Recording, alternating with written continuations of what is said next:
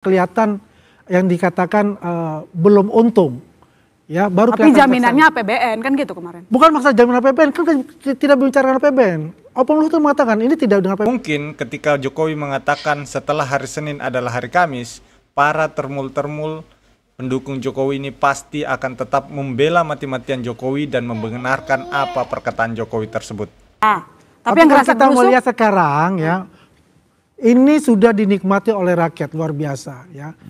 Sekarang sudah mau mencapai 20.000 orang per hari. Nah, dinikmati oleh rakyat tapi merugikan rakyat. Tadi saya potong. Abang mau dipotong, tapi abang potong. Ya kan saya nggak potong. Saya sekarang seakan-akan masalah WUS ini selesai dengan restrukturisasi. Saya kurang setuju karena begini. Ini harus dievaluasi siapa yang membuat kesalahan. Wah. Ya, back to back. Ya harus. Karena itu pertanggungjawaban. Saya bekas pejabat. Kalau saya pernah bikin salah, saya juga bertanggung jawab. Jadi jangan ada pejabat atau lain lah. Itu kan salah dulu, restrak aja. Berarti artinya orang lain yang kena. Jadi siapa aja yang tanggung jawab Pak Said? Termasuk Jokowi atau gimana? Diperiksa semua. Beginilah. Salahnya di mana? Nah, ini masalahnya ya. Kalau kita back ke belakang. Andi, bentar ya. Begini ya. Ini kita. Kenapa sih pada saat itu langsung diganti dari Jepang ke China? Kita buka aja. Kenapa terjadi kita tidak pernah tahu siapa pimpronya proyek ini? Nggak pernah tahu. Yang kita tahu hanya komitenya dan menteri penanggung jawabnya.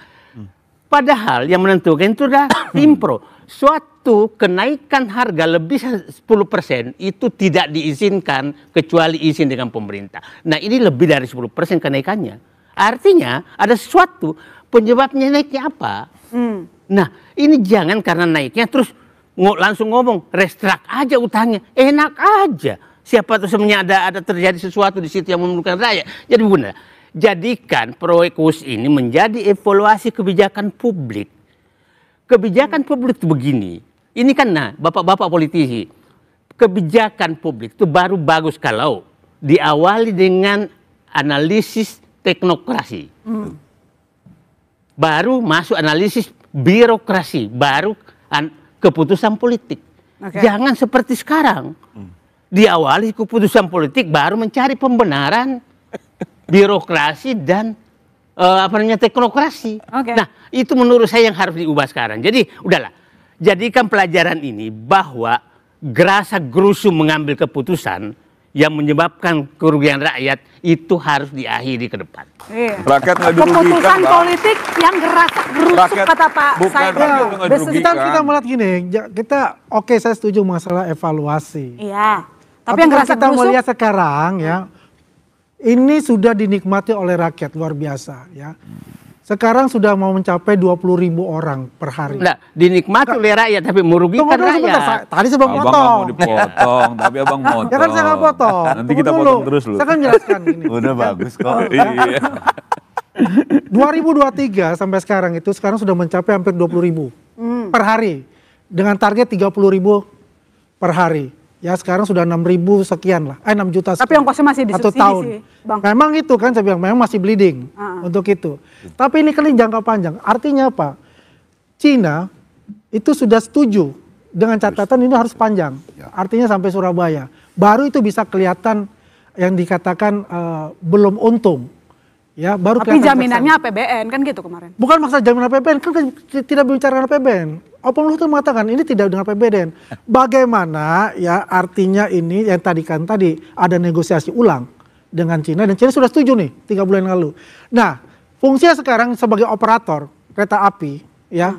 Ini juga harus memikirkan langkah-langkah selanjutnya bagaimana untuk bisa memanfaatkan ya dia punya aset-aset itu untuk menunjang.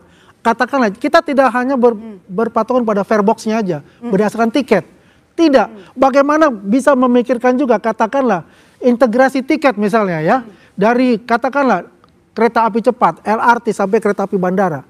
Ada juga misal ada wahana katakanlah di Bandung sebagai tujuan. Itu satu paket yang bisa diperhitungkan oleh KAI ya untuk membuat suatu penambahan dari situ. Yang kedua ya. Yang kedua juga, apakah membuat suatu eksklusif bukan Mas Rapid lagi khusus untuk KUS ini. Katakan ya tiketnya 250.000, sedangkan 250.000 tidak cukup, harusnya 500.000, ya kan? Kalau saya ingat Pak, Bang Apam bilang 1 juta ya per orang, ya kan? Kata naik jadi 500.000. Apakah itu juga dipikirkan misalnya bahwa ini untuk eksklusif? Tapi kan permasalahan untuk Bandung kan ada beberapa kereta api Parahyangan jadwalnya kan sudah ditutup untuk itu, ya kan? Nah ini adalah tugas dari operatornya juga kereta api untuk memikirkan ya bersama-sama juga ya dengan Kementerian Keuangan juga kan, kemudian juga Danantara untuk bisa bagaimana mencari solusi untuk itu. Jadi harus ada kreativitas di situ. Tapi Anda setuju nggak dibilang sama Pak Said tadi bahwa cari siapa yang tanggung jawab? Ya, kalau kita bicara siapa yang cari tanggung jawab, ya itu serahkan ke aparat penegak hukum atau KPK. Kalau ada ya quote unquote ya proses markup dan sebagainya, ya biarkanlah aparat penegak hukum itu melakukan itu. Kalau ada pengaduan, ya kan dari masyarakat tentang masalah itu. Tapi kalau dikatakan itu kita cari-cari lagi, sudahlah. Ini masalahnya ini sudah jadi ini barang, ya kan? Kita memikirkan bagaimana mendapatkan solusi tentang masalah hutang ini. Pak Said masih cari solusi di tengah makin bleeding nih. Saya menyatakan tanggung jawab itu kan berarti saya tidak menyatakan salah tidak salah. Tapi jelaskan ke publik kenapa terjadi kenaikan. Kenapa bunga tinggi. Itu harus dijelaskan ke publik. Nah ini kita jadikan pembelajaran semua.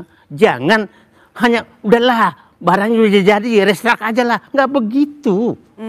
Kalau ada kesalahan dibuka belum tentu salah secara hukum. Tapi orang yang ditugaskan melakukan itu laporkanlah. Pernah nggak Pak Luhut melaporkan ke presiden?